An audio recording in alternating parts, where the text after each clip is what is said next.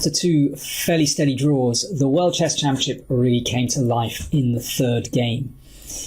This was an absorbing struggle in every phase of this game that lasted almost 7 hours. It was incredibly tense, and the result really remained open right until the very last moves. Well, let's join the game after 20 moves. Magnus Carlsen, the world champion, has the white pieces.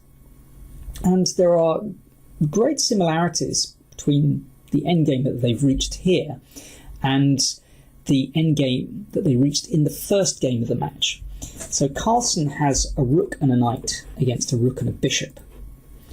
And once again, this bishop of Karyakin's doesn't really do a great deal. Hasn't got a great diagonal to operate on. Whereas that knight can hop around very happily and kind of poke and probe in black's position. So Carlsen has, well, let's say, the more comfortable position. However, let's leap ahead 11 moves. Karyakin has found some good counterplay. You can see this rook is very active, putting a bit of pressure on this pawn. Of course, that's defended at the moment, but nevertheless, very active rook. The pawn structure on the queen side, very healthy. And, well, here, if Karyakin played, for example, d5, he's got a very solid pawn structure, and that kind of fixes this pawn on a dark square, which might be vulnerable later on. Certainly black has sufficient counterplay here. But Karyakin played what to my eyes is a very uncharacteristic move for him. He's normally a very responsible player, very prudent player, and he played extraordinary move, c5, which really wrecks his pawn structure on the queen side. It presents this square to the knight. It's possible it might use that square later on. I thought this was an extraordinary move, so out of character for Karyakin. Carlsen played rook g8, hitting the bishop. Good move. The king came back, and then the rook came all the way back to g2.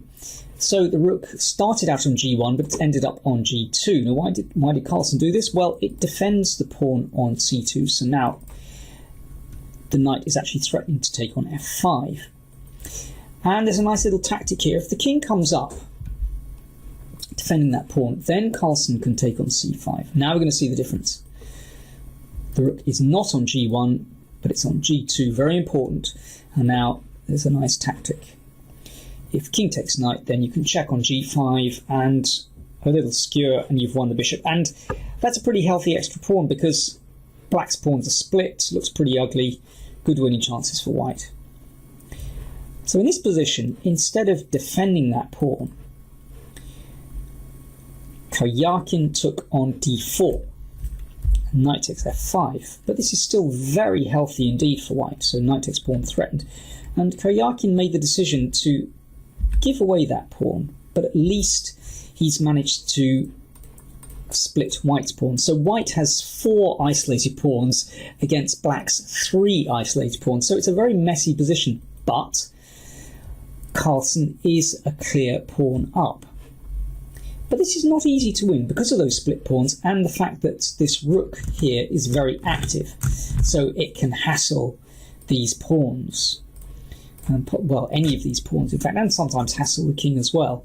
And that bishop at the moment looks a bit passive, but actually is doing a good job of controlling those squares that the knight might hop into.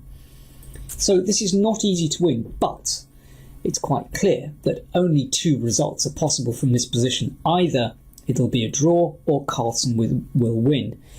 No winning chances for black at all. Now, let's leap ahead quite a few moves. Carlsen poked and probed.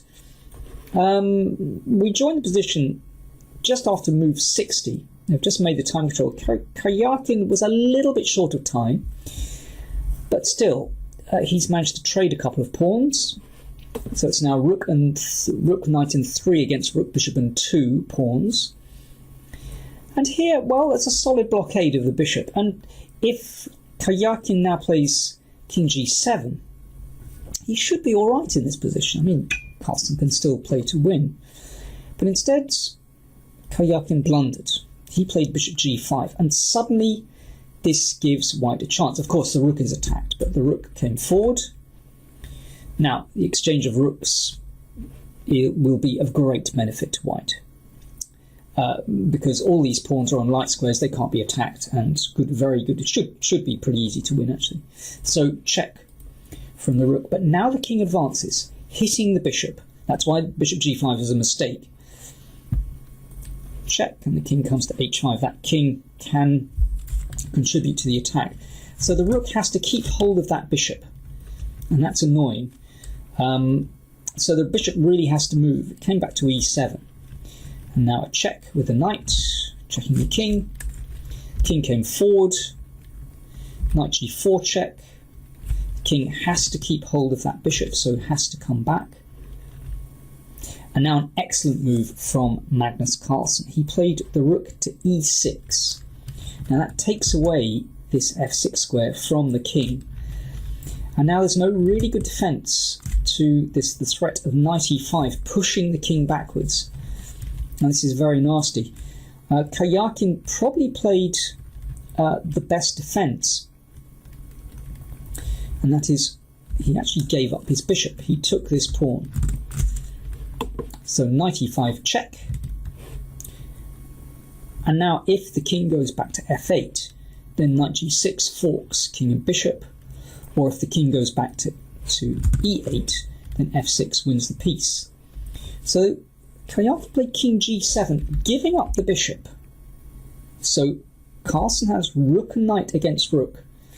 I should say that the players are well into the 7th hour by this stage. So after the time control at move 60, they get 15 minutes added to their clock, plus 30 seconds each time they make a move. But this is starting to be serious time pressure, actually.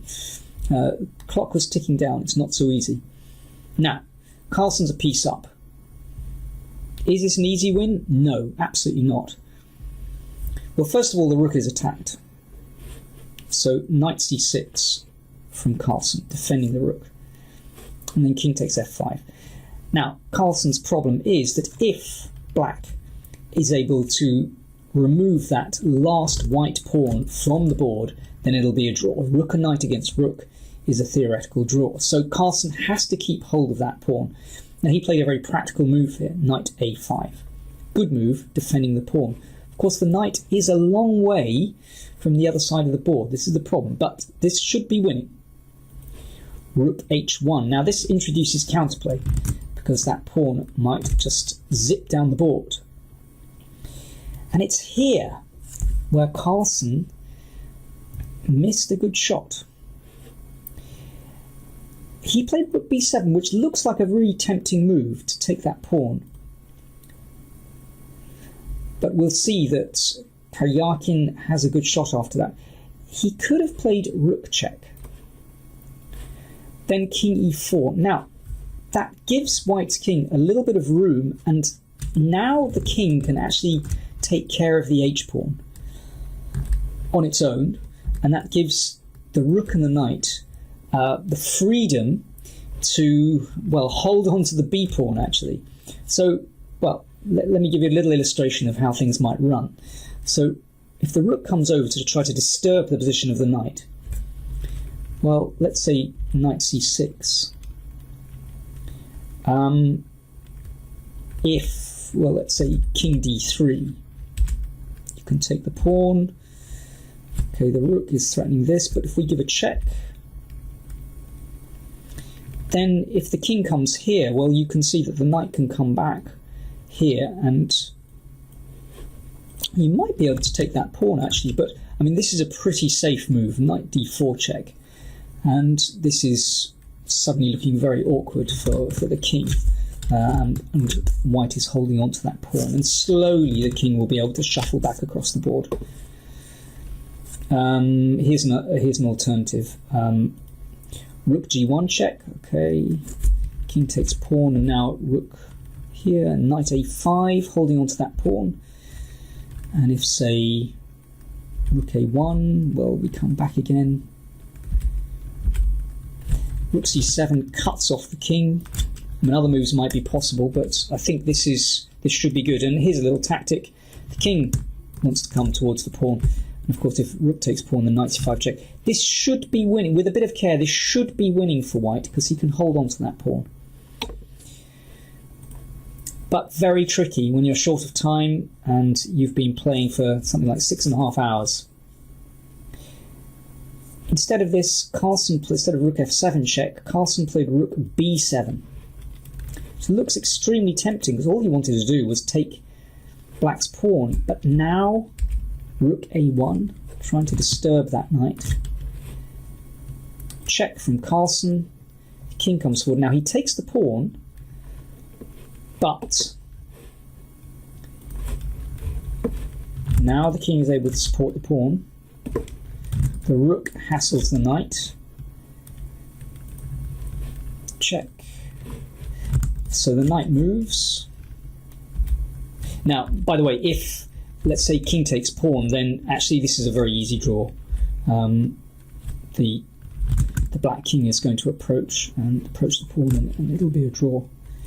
So the knight came closer, but now black has sufficient counterplay with this h-pawn, and the knight just can't get close enough to the pawn. And now Carlsen even has to hurry to stop that pawn. So he played rook h4, so the pawn can't advance, but the king comes closer, and again h2, h1 is a threat. Carlsen checked the king away, and they're repeating the position, and well, here they actually agreed to draw. Nothing to do. Well, what a bitter disappointment for Magnus Carlsen, who were really outplayed Karjakin and came so close to winning the game. I can imagine he will be finding it very difficult to sleep tonight after that. For Karjakin, well, it's almost like a moral victory drawing this game, saving this game. That must give him enormous self-confidence going to the next games. And after such a long game, how much energy will the players have coming into game 4, which is being played on Tuesday? It follows straight on. Well, this game really shows why I love World Championship matches. It's really tough chess. And it's pretty relentless when you have to play a game the next day. So do join me for game 4 tomorrow.